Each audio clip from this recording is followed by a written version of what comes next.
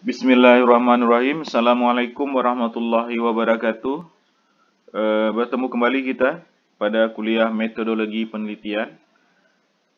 Kali ini kita akan masuk ke materi masalah atau permasalahan.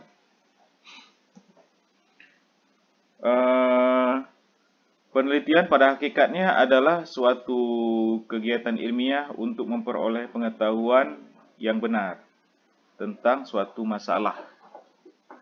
Pengetahuan yang diperoleh dari penelitian terdiri dari fakta, konsep, generalisasi, dan teori yang memungkinkan manusia dapat memahami fenomena dan memecahkan masalah yang dihadapinya, ya.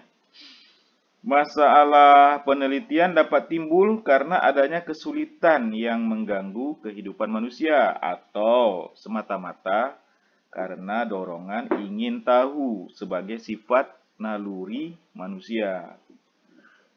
Sudah dipahami bersama bahwa penelitian merupakan proses mencari pemecahan masalah melalui prosedur ilmiah. Oke, tahap-tahapannya, tahap-tahap yang harus dilalui menurut prosedur ilmiah, terutama khususnya ya untuk proses penelitian kuantitatif adalah seperti ini, seperti bagan di yang tampak ini. Pertama yaitu rumusan masalah yang sedang kita pelajari sekarang ya. Kemudian landasan teori, kemudian ada rumusan hipotesis, kemudian masuk ke pengumpulan data. Nah, di pengumpulan data ini pada penelitian kualitatif nanti kita akan menemui populasi dan sampel ya. Dan juga kita akan mempelajari juga pengembangan instrumen ya dan juga pengujian instrumen. Baru kemudian setelah proses pengumpulan data ini kita masuk ke analisis ya. Baru setelah analisis adalah kesimpulan dan syarat. Jadi ini kira-kira tahap-tahap yang harus dilalui menurut prosedur ilmiah terkhusus nih untuk proses penelitian kuantitatif ya. Oke. Seperti telah dikemukakan tadi bahwa pada dasarnya penelitian itu dilakukan dengan tujuan untuk mendapatkan data yang antara lain dapat digunakan untuk memecahkan masalah. Tadi kan kita udah bahas sedikit ya. Untuk itu setiap penelitian yang akan dilakukan harus selalu berangkat dari masalah ya. Jadi harus selalu berangkat dari masalah. Menurut Stoner ya, menurut Stoner bahwa masalah-masalah dapat diketahui atau dicari apabila terdapat penyimpangan antara pengalaman dengan kenyataan. Kemudian penyimpangan antara apa yang direncanakan dengan kenyataan. Dan adanya pengaduan dan juga adanya kompetisi ya. Oke, apa contohnya? Misalnya penyimpangan antara pengalaman dengan kenyataan. Contohnya apa? Misalnya ada sebuah metode pembelajaran yang telah diterapkan di beberapa sekolah, ternyata selama ini berhasil gitu kan. Kemudian ada sebuah sekolah ingin menerapkan juga, kemudian apa? Diterapkanlah metode pembelajaran yang sudah mapan tersebut. Ternyata apa? Ternyata untuk penerapan di sekolah tersebut ternyata hasilnya tidak seperti yang diharapkan. Ya. Ya, hasilnya tidak seperti sekolah-sekolah lain yang berhasil. Tapi di sekolah tersebut ternyata penerapan metode pembelajaran tersebut ternyata mengalami kegagalan. Jadi ada penyimpangan antara pengalaman dan kenyataan. Pengalaman di tempat-tempat lain berhasil, tapi kenapa di sekolah ini gagal? Nah, itu dia merupakan masalah ya kan? Dan ini bisa menjadi bahan penelitian kita ya. Oke. Kemudian penyimpangan antara apa yang direncanakan dengan kenyataan. Misalnya, seorang kepala sekolah ingin menerapkan sebuah model pembelajaran di sekolahnya, ya kan? Yang sudah mapan, ya kan? Yang sudah mapan, kemudian yang sudah teruji. Kemudian dia dia terapkan selama 1 semester, gitu kan. Ternyata apa? Ternyata pada saat penerapannya di sekolah ya, ternyata banyak mengalami kendala-kendala, ya kan, sehingga hasilnya tidak seperti yang diharapkan, atau sebenarnya berjalan dengan baik penerapannya, berjalan sesuai dengan direncanakan, tapi hasilnya tidak seperti yang diharapkan. Nah, jadi ini bisa ya. Jadi ada penyimpangan antara apa yang direncanakan dan kenyataan. Nah, jadi ini bisa dijadikan bahan penelitian kita. Ini merupakan permasalahan ya. Kemudian apa? Adanya pengaduan. Nah, kita sering lihat di media massa, di rubrik pengaduan biasanya ada pengaduan-pengaduan misalnya tentang kualitas sekolah, tentang sistem pembelajaran di sekolah. Nah, itu bisa kita jadikan bahan penelitian kita ya. Jadi itu adalah masalah dan bisa kita jadikan bahan penelitian kita. Kemudian dan kompetisi ya. Misalnya Pak, contohnya ada 2 sekolah misalnya di sebuah wilayah yang berdekatan, ya kan? Ada sebuah sekolah dengan kondisi yang sama, misalnya memiliki fasilitas yang sama, memiliki jumlah siswa yang ya relatif sebanding ya. Kemudian ternyata apa? Ternyata sekolah A lebih bagus, ya kan? Lebih berprestasi, siswanya lebih berkualitas hasil yang dihasilkan sekolah tersebut dibandingkan dengan sekolah B yang biasa-biasa saja. Nah, ini ada masalah ternyata kan. Begini ada masalah. Kenapa sekolah A prestasinya bagus, kualitas siswanya bagus, setelah lulus dari sekolah tersebut, kenapa sekolah B biasa-biasa aja? Ini bisa jadi bahan penelitian kita. Jadi saya kira begitu ya. Mengenai ini masalah ini. Jadi menurut Stoner ini bisa kita bahwa masalah-masalah dapat diketahui atau dicari apabila terdapat penyimpangan antara pengalaman dan kenyataan, antara apa yang direncanakan dengan kenyataan, adanya pengaduan dan kompetisi ya. Kemudian John Dewey dan Kliger secara terpisah memberikan penjelasan mengenai masalah merupakan kesulitan yang dirasakan oleh orang awam maupun seorang peneliti. Kesulitan ini menghalangi tercapainya sebuah tujuan, baik itu tujuan individu maupun sebuah tujuan kelompok ya. Masalah dalam penelitian diekspresikan dalam bentuk kalimat tanya. Jadi kalimat tanya ya, masalah itu diekspresikan dalam kalimat tanya, bukan kalimat pernyataan. Kalian ingat itu ya. Kemudian masalah dalam hal ini selanjutnya dijawab melalui ya penelitian ya. Oke ya. Oke, permasalahan dapat berasal dari berbagai sumber. Menurut Hajar, masalah dapat bersumber dari, jadi banyak ya sumbernya, bukan cuma ini aja ya. Jadi sumber dari masalah ini banyak, bisa kita apa saja bisa jadi sumber masalah yang dapat kita teliti ya. Oke, kalau menurut Hajar ada beberapa sumber masalah ya seperti observasi ya. Jadi observasi, kemudian deduksi dari teori ya. Kemudian masalah sosial ya. Kemudian pengalaman pribadi ya, bisa ya. Observasi apa misalnya? Misalnya ya pengamatan ya kan. Masalah dalam penelitian dapat diangkat dari hasil pengamatan terhadap hubungan tertentu ya kan.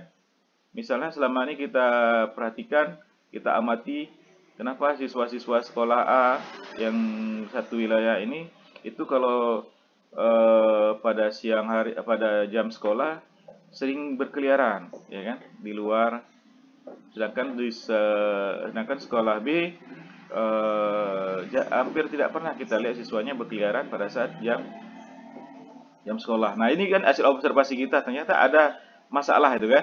Jadi bisa kita lakukan penelitian. Jadi masalah dalam penelitian dapat diangkat dari hasil pengamatan atau observasi terhadap hubungan tertentu yang belum memiliki penjelasan memadai ya. Dan cara-cara rutin yang dalam melakukan suatu tindakan didasarkan atas otoritas atau tradisi ya. Kemudian dedukasi dari teori ya, dedukasi dari teori. Jadi uh,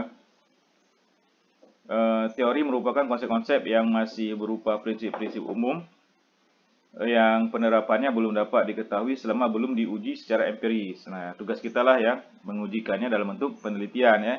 Penyelidikan terhadap masalah yang dianggap dari teori berguna untuk mendapatkan penjelasan empiris praktik tentang teori tersebut. Jadi kita lah yang melakukan penelitian ya dari teori-teori yang ada ya. Oke ya, bisa pahami ya.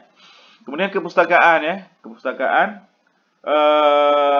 bisa ya kita misalnya sering kita lihat ya kalau di skripsi kita. Jadi penelitiannya tema penelitiannya hampir sama ya kan, sama. Kemudian yang bedanya cuman lokasi atau tempat ya. Atau subjek dan objek penelitiannya berbeda. Itu bisa ya, bisa. Jadi hasil penelitian mungkin memberikan rekomendasi perlunya dilakukan penelitian ulang ya, atau replikasi baik dengan atau tanpa variasi ya, bisa ya. Jadi bisa kita lakukan penelitian yang sama, mungkin sama persis, cuman kita coba uji lagi ya dalam bentuk penelitian ya, atau kita lakukan penelitian temanya sama, cuman mungkin tempat dan objek dan subjeknya berbeda bisa ya, tapi hampir-hampir sama bisa ya. Kemudian replikasi dapat meningkatkan validasi. Jadi penelitian seperti itu dapat meningkatkan validasi hasil penelitian dan kemampuan untuk digeneralisasikan lebih luas ya. Jadi penelitian yang udah berulang-ulang kali mengenai tema yang sama, jadi itu kita semakin memperkuat ya penelitian tersebut, apalagi kalau hasilnya adalah sama atau mirip ya. Beda halnya kalau hasilnya ada perbedaan, berarti masih perlu lagi dilakukan penelitian sekali lagi atau berapa kali lagi ya. Kemudian laporan penelitian juga sering menyampaikan rekomendasi kepada peneliti lain tentang apa yang perlu diteliti lebih lanjut. Hal-hal kayak itu sering ya kalau kita lihat di skripsi, di tesis, di disertasi atau di jurnal-jurnal itu di bagian terakhir yaitu kesimpulan dan saran, di bagian sarannya itu suka ditulis atau disarankan untuk melakukan penelitian lebih lanjut mengenai ini ya. Jadi kita bisa kita gunakan itu sebagai penelitian kita ya, sebagai kita ambil sebagai penelitian kita. Hal ini juga menjadi sumber untuk menentukan masalah yang perlu diangkat untuk diteliti ya. Kemudian masalah sosial yang ada di sekitar kita atau yang baru menjadi berita terangkat dapat menjadi sumber masalah yang untuk diteliti ya. Kemudian pengalaman pribadi ya, misalnya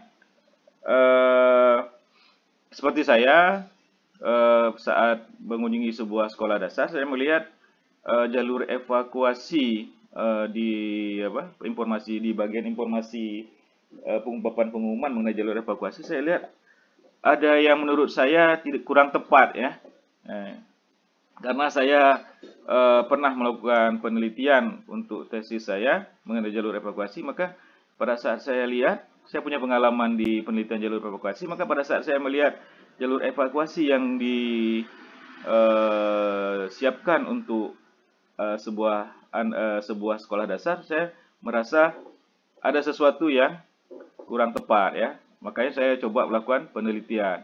Kemudian saya buat dalam bentuk artikel ya. Oke ya. Jadi bisa ya, dari pengalaman pribadi dapat menimbulkan masalah yang memerlukan jawaban empiris untuk mendapatkan pemahaman yang lebih mendalam ya, bisa ya. Oke, ini dia yang bagian kita, masalah dalam penelitian pendidikan dapat diperoleh dari berbagai sumber yang terkait dengan bidang pendidikan. Menurut Soekardi, antara lain, pengalaman seorang atau kelompok. Pengalaman orang yang telah lama menekuni bidang profesi pendidikan dapat digunakan untuk membantu mencari permasalahan yang signifikan diteliti. Contoh pengalaman mengajar di kelas. Ya. Kemudian yang kedua, lapangan tempat bekerja. Para peneliti dapat melihat secara langsung pengalaman dan bertanya pada satu, dua, atau banyak orang dalam pekerjaannya. Misalnya, seorang guru misalnya akan merasakan bahwa sekolah dan komponen yang berkaitan dengan tercapainya tujuan sekolah dapat dijadikan sebagai sumber penelitian. Kemudian laporan hasil penelitian seperti yang tadi kita jelaskan ya.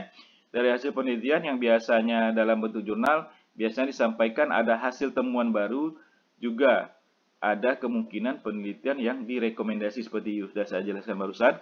Kemudian sumber-sumber yang berasal dari pengetahuan orang lain. Perkembangan ilmu pengetahuan lain di luar bidang yang dikuasai seringkali memberi pengaruh munculnya permasalahan penelitian. Misalnya gerakan reformasi yang muncul setelah Orde Baru ternyata telah memunculkan pengaruh sikap dan tuntutan para guru untuk memperoleh gaji dan status profesi yang lebih baik. Oke, saya kira nggak perlu saya detail ya bahasnya. Oke, kita lanjutkan lagi. Masalah penelitian dapat diklasifikasi ke dalam 3 jenis menurut Sugiono, ya, yaitu permasalahan deskriptif, kemudian permasalahan komparatif, kemudian permasalahan asosiatif. Nah, permasalahan asosiatif pun dapat dibagi lagi dalam 3, yaitu hubungan simetris, hubungan kausal, dan hubungan interaktif. Ya. Jadi yang pertama adalah permasalahan deskriptif. Permasalahan deskriptif, jadi deskriptifnya apa? Menggambarkan ya. Atau kalau kita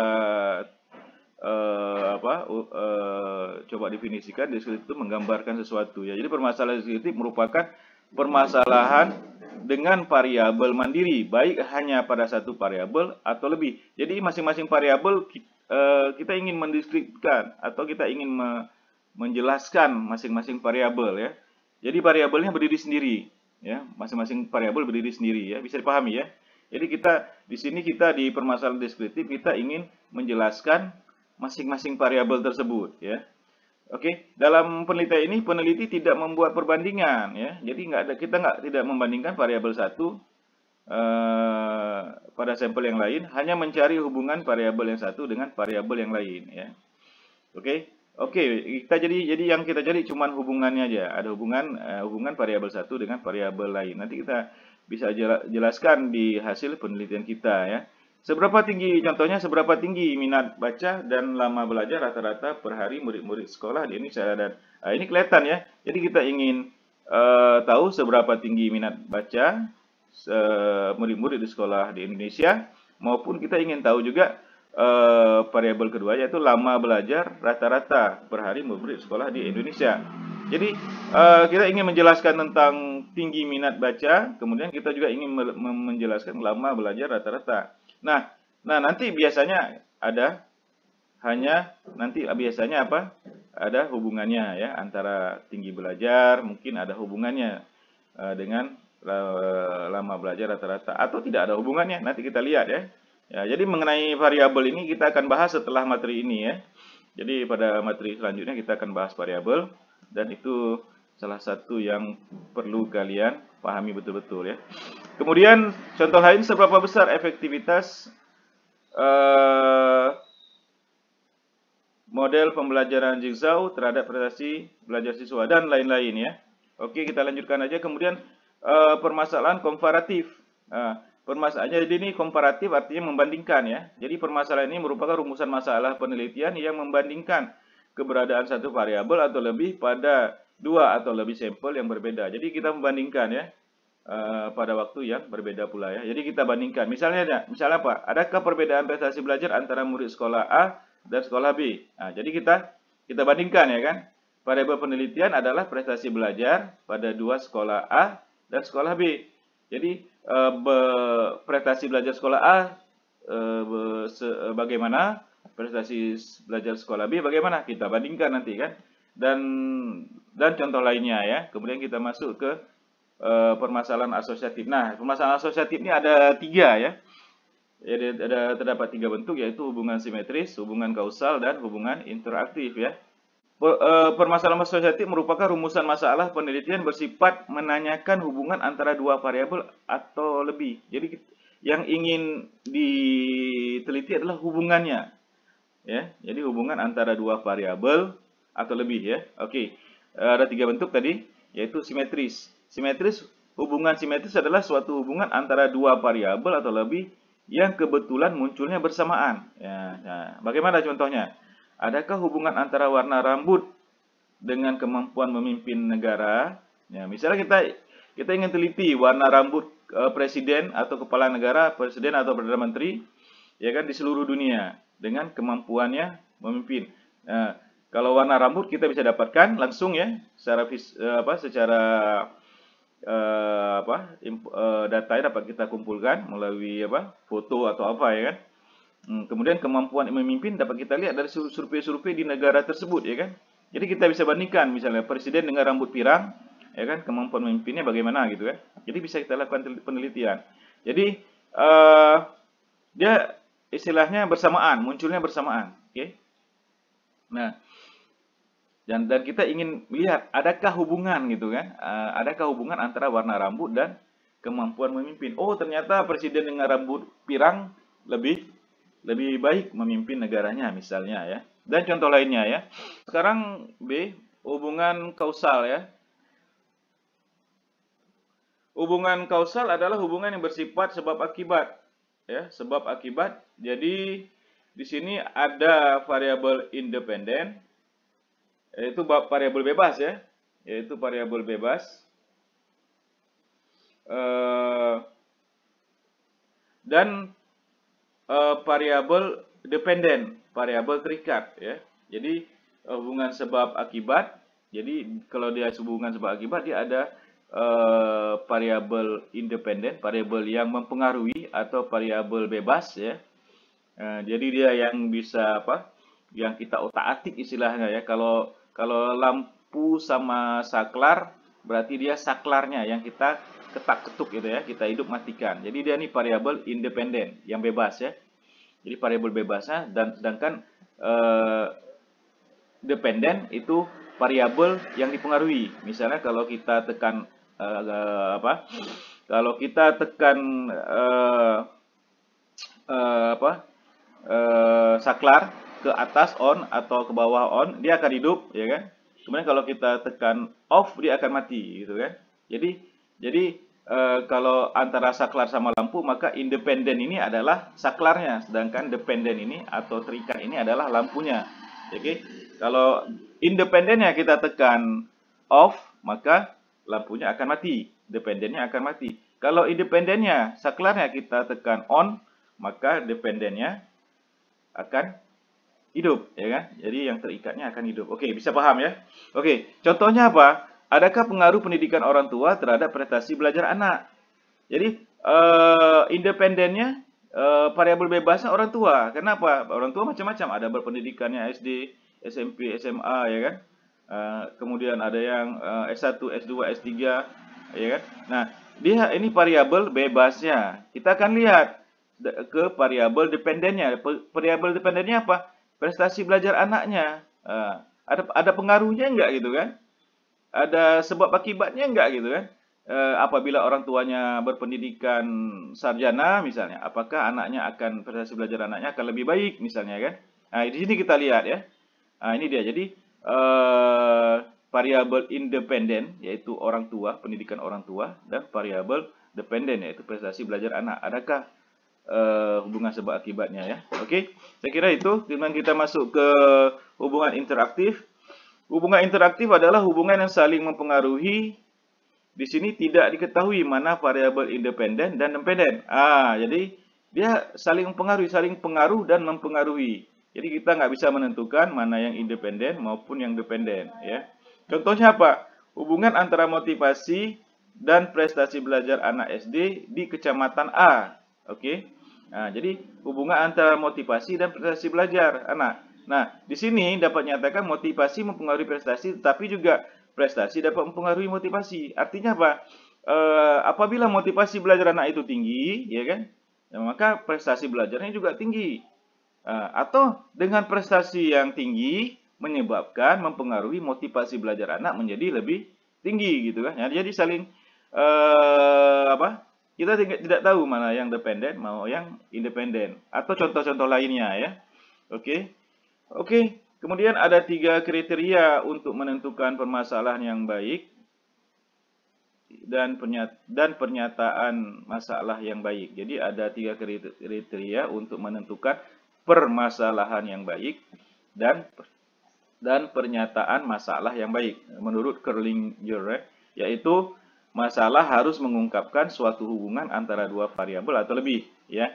Oke, dengan demikian masalah-masalah itu mengajukan pertanyaan-pertanyaan seperti A, apakah A terkait dengan B? B, apakah motivasi belajar mempengaruhi hasil belajar?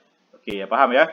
Kemudian masalah harus dinyatakan secara jelas dan tidak ambigu dalam membentuk pertanyaan, ya. Jadi masalah tadi kita jelaskan, masalah itu digambarkan dalam bentuk pertanyaan, ya. Oke ya. Dan tidak ambigu, ingat ya, tidak ambigu ya. Jadi jelas dia ya. Kemudian masalah dan pernyataan masalah harus dirumuskan dengan cara tertentu yang menyiratkan adanya pengujian empiris. Masalah dan pernyataan masalah harus dirumuskan dengan cara tertentu yang menyiratkan adanya pengujian empiris, ya. Oke ya, saya kira paham ya. Kemudian mengidentifikasi masalah penelitian dilakukan untuk menentukan masalah mana yang perlu dicari penyelesaiannya, ya. Jadi mengidentifikasi masalah penelitian itu dilakukan untuk menentukan masalah mana yang perlu dicari penyelesaiannya. Jadi kita perlu mengidentifikasi, ya, istilahnya menentukan, ya, menandai masalah mana yang perlu dicari penyelesaiannya. Jadi menandai, ya. Mengidentifikasi permasalahan-permasalahan dapat dilakukan dengan cara mengelompokkan sekaligus memetakan masalah-masalah tersebut secara sistematis berdasarkan keahlian bidang peneliti. Jadi itulah kalau kita mau menandai atau mengidentifikasi suatu masalah, ya kita harus kelompok-kelompokkan dulu, ya kan, supaya jelas dia kan, ya kan, supaya jelas petanya gitu kan. Jadi kita lebih mudah dalam melakukan penelitian nantinya, ya. Menurut Burns, dalam mengidentifikasi masalah perlu memperhatikan hal-hal sebagai berikut. Pertama, esensial, ya. Mana yang penting, ya. Mana yang penting, esensial itu mana yang penting gitu ya. Masalah yang akan diidentifikasi menduduki urutan paling penting di antara masalah-masalah yang lain. Jadi esensial, mana yang penting, ya kan. Kemudian urgent, yang mendesak itu kan, masalah yang akan dipecahkan mendesak atau untuk dicari penyelesaiannya. Kemudian masalah yang mempunyai manfaat apabila dipecahkan, ya. Oke, saya kira paham ya. Kemudian dalam dunia pendidikan, masalah yang diidentifikasi dapat dikelompokkan menjadi 4. Jadi sebenarnya dalam dunia pendidikan udah jelas ya, mana yang perlu kita tandai atau kita identifikasikan dalam, yaitu pertama adalah proses pembelajaran, itu udah pasti ya. Kemudian siswanya, ya, kemudian gurunya, kemudian hasil belajarnya dan lain-lain, ya. Jadi tidak terbatas A, B, C, D ini, yaitu proses belajar siswa, guru, dan hasil belajar. Mungkin ada hal lain, ya kan? Mungkin lingkungan belajarnya dan lain-lain, atau latar belakang siswa, latar belakangnya, ya, macam-macam itu banyak ya. Jadi tapi yang umumnya yaitu adalah proses pembelajaran siswa, guru, dan hasil belajar, ya kan? Oke ya. Meskipun proses identifikasi masalah sudah ditemukan, ada beberapa hal yang perlu dipertimbangkan secara fokus penelitian. Hal yang perlu diperhatikan adalah minat, motivasi, dorongan peneliti, ya. Kemudian kemampuan peneliti, kemudian lokasi penelitian, sumber data, ya kan, yaitu populasi dan sampel, waktu, pendekatan atau metode yang digunakan, buku sumber yang tersedia, etika, dan birokrasi. Nah, jadi walaupun kita udah mampu mengidentifikasi masalah, ya kan, tapi ada beberapa hal yang perlu dipertimbangkan, ya, sebagai fokus penelitian, yaitu ini tadi, ya, yaitu minat, motivasi, dorongan peneliti. Jadi biar kita lebih totalitas dalam melakukan penelitian, ya. Kemampuan peneliti, lokasi peneliti, sumber data, ya kan, waktu, pendekatan atau metode, buku sumber yang tersedia, etika, dan birokrasi, ya kan. Jangan nanti ternyata kita tidak mampu, kemampuan kita kurang, tapi kita paksakan melakukan penelitian, akhirnya apa? Hasil penelitiannya kurang maksimal, atau sumber datanya susah gitu kan, sumber datanya susah, kita paksakan, akhirnya apa? Akhirnya kita kesulitan pada saat melakukan penelitian, atau kita kurang suka bidang tersebut misalnya, kan? Sehingga apa? Sehingga motivasi kita untuk meneliti kurang, hasilnya juga bisa kurang bagus ya. Oke, dan lain-lain ya. Bila kesemua hal tersebut telah terpenuhi, maka suatu fokus masalah dapat dijadikan sebagai masalah penelitian untuk dicari jawabannya. Oke, saya kira itu saja untuk pertemuan kita kali ini. Untuk materi permasalahan atau masalah, saya tutup saja. Assalamualaikum warahmatullahi wabarakatuh.